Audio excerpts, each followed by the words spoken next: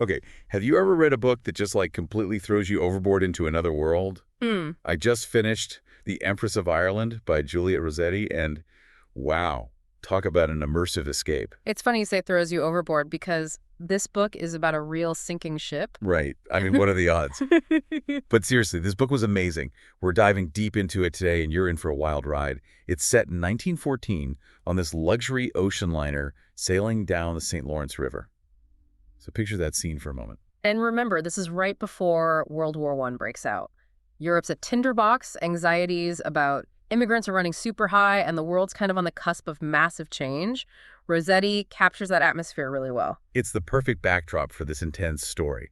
The book focuses on two main characters, Bridey, a young Irish maid who's pregnant and trying to escape a controlling fiancé, and then there's Snapper, this quick-witted ship steward who ends up saving tons of kids from the sinking ship. What's interesting is how Rossetti uses these fictional characters to explore very real issues of the time. So Bridey's story dives into the challenges of being an unwed mother in a really judgmental society. And her fiancé Sean is involved in this dangerous plot that's linked to the Irish independence movement. Oh, So yeah. there are a lot of layers there. There's this stolen silver bullion mystery that's woven throughout the book, too, and you start to see how it symbolizes the fight for Irish independence. It makes you think about the lengths people were willing to go to for their cause. And speaking of going to great lengths, Snapper's heroism is incredible. He's this seemingly carefree guy who suddenly becomes this force of nature saving all these children from this sinking ship. Dozens of them. Yeah, dozens. It's pretty amazing. It makes you wonder, what would you do in a situation like that? Would you have that kind of courage and quick thinking? Yeah. The book really puts you in those shoes, especially during the sinking scene itself. Oh, yeah. The way Rossetti describes the collision with the Skorstad, the other ship is just chilling. You can practically feel the chaos and the terror as the Empress is rapidly sinking. People are trapped below deck. The scramble for lifeboats is horrifying. It's a stark reminder of how fragile life can be. It's heartbreaking to think about all the lives lost, especially since the Empress went down in just 14 minutes. Ah. But amidst the tragedy, there are these incredible acts of heroism, like what Snapper does. It gives you a sense of hope, even in the darkest moments. And that's what makes the book so compelling. It doesn't shy away from the tragedy, but it also shows the resilience of the human spirit and the extraordinary things that people are capable of in the face of unimaginable Yeah, circumstances. absolutely. And it's not just about the physical survival. The book also explores the emotional and psychological toll the sinking takes on the survivors, especially Bridey and Snapper. They both have to face their own demons and find a way to rebuild their lives. And their journeys are fascinating because they're both flawed and relatable. Bridey has to confront her past and make these tough choices about her future, while Snapper struggles with the weight of his newfound heroism and the guilt of those he couldn't save. And this is where the book gets even more interesting. Remember that plot with the stolen silver bullion tied to the Irish independence movement? Well, it plays a bigger role than you might think, and it has some serious consequences for certain characters. It makes you think about the political climate of the time and how those tensions played out on a personal level. The fight for Irish independence was this complex and often dangerous endeavor, and the book doesn't shy away from exploring those complexities. It's amazing how Rossetti manages to weave together these individual stories with the historical backdrop, creating a tapestry that's both deeply personal and incredibly insightful. It's like you're getting a glimpse into a pivotal moment in history, but through the eyes of these relatable and flawed characters. And that's what makes it such a powerful read. You're not just learning about historical events, you're experiencing them through the lives of these characters, feeling their hopes, their fears, their struggles. Right? It's like stepping into a time machine and witnessing history unfold right in front of you. And speaking of witnessing history, the book also highlights the role of the Salvation Army during the disaster, which is a whole other layer of intrigue. What's fascinating about that aspect is the controversy surrounding their actions during the sinking. There were rumors and accusations adding another layer of complexity to the story. It makes you question how, even in the face of disaster, human behavior can be so unpredictable and difficult to decipher. And that complexity is what keeps you hooked. Yeah. You're constantly trying to piece together the truth, understanding motivations, and wondering what's going to happen next. So what stands out to you so far about this story? What has you on the edge of your seat? There's so many moments that just blew me away. But I think what really got to me was how it was like, Mm. oh my gosh. Tell me more. It's those small human moments that really resonate in a story like this. Amidst all the chaos and the survival, you have these glimpses of individual lives and how they were impacted. Totally. It's like The book zooms in on those individual experiences and then pulls back to show you the bigger picture, Hmm. the historical context, and how it all connects. Mm. But let's talk about Bridey for a moment. You were saying how she had to face her past. Right, so she's dealing with the unplanned pregnancy, a judgmental society, Yeah. and escaping this toxic relationship with Sean, her fiance. And she ends up working for the very woman she was trying to escape from on the ship, Lavinia Wilberforce. Oh, wow. Talk about awkward. Yeah, that's a recipe for disaster. Right. Lavinia adds this whole other layer of social commentary to the book. She's like the embodiment of wealth and privilege, completely oblivious to the struggles of those around her. I almost feel bad for her at times, though, because she's so focused on her social status and material possessions that she completely misses the human connection, even during the sinking. It's almost comedic, but it also highlights the stark class divisions of the time. While Bridey's fighting for her life and the life of her unborn child, Lavinia's worried about her wardrobe. But I have to admit, Lavinia did provide some much-needed comic relief in the story. It's not all doom and gloom. Exactly. Rossetti does a great job of balancing those lighter moments with the heavier themes. And speaking of lighter moments, the setting itself almost becomes a character in the book. Oh, absolutely. The descriptions of the St. Lawrence River, Quebec City, and even the food were so vivid. Yeah. I felt like I was right there with them. Have you ever been to Quebec?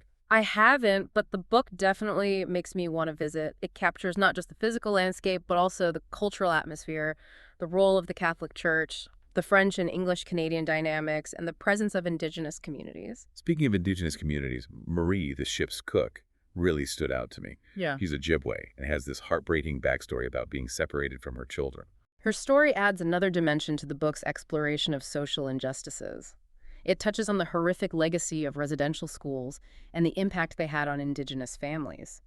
It's a sobering reminder of a dark chapter in Canadian history. And yet Marie's character is so strong and resilient. She doesn't let her past define her, and she becomes a source of support for Bridey.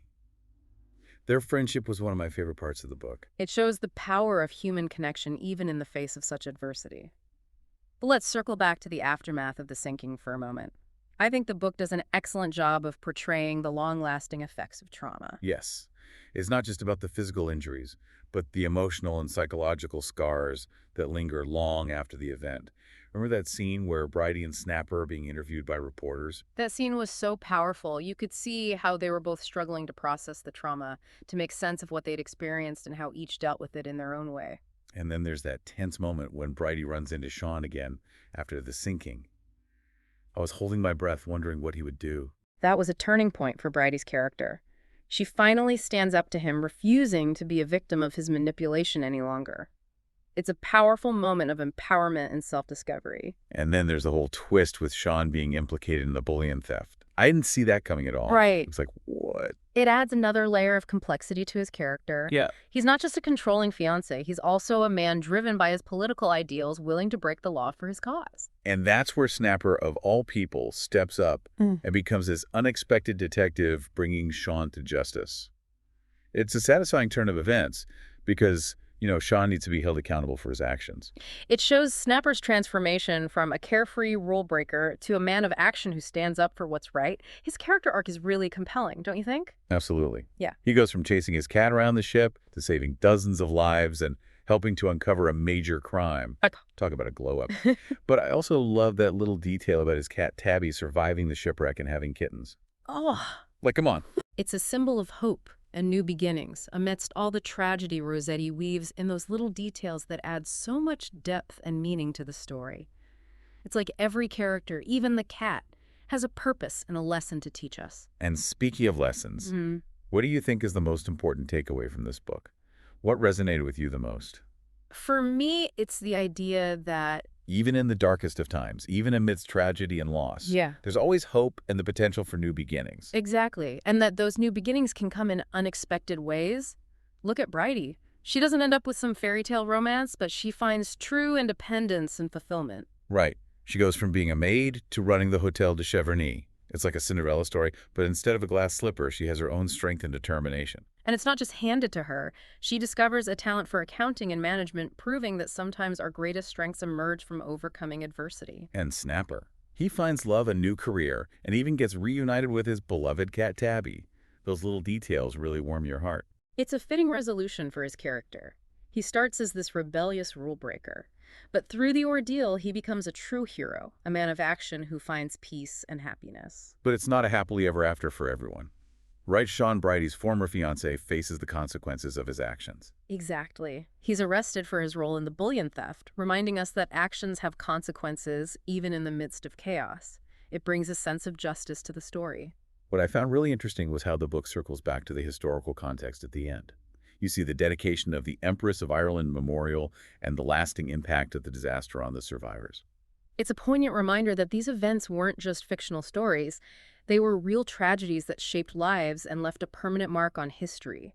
The memory of the Empress of Ireland and those who were lost lives on. There's this one detail that gave me chills. Nay. Remember the board Bridey used as an oar? The one with land written on it? Yes. And how it ends up fitting perfectly onto a broken sign at the museum that says, Empress of Ire, completing the phrase, Empress of Ireland. Wow. It's such a powerful symbol. It really is. It's like a physical manifestation of how the past and present are intertwined, how memories and stories continue to surface and shape our understanding of these events. And it brings Brady's journey full circle. Not only does she find her own land, but she also plays a part in preserving the memory of the ship that brought her to it.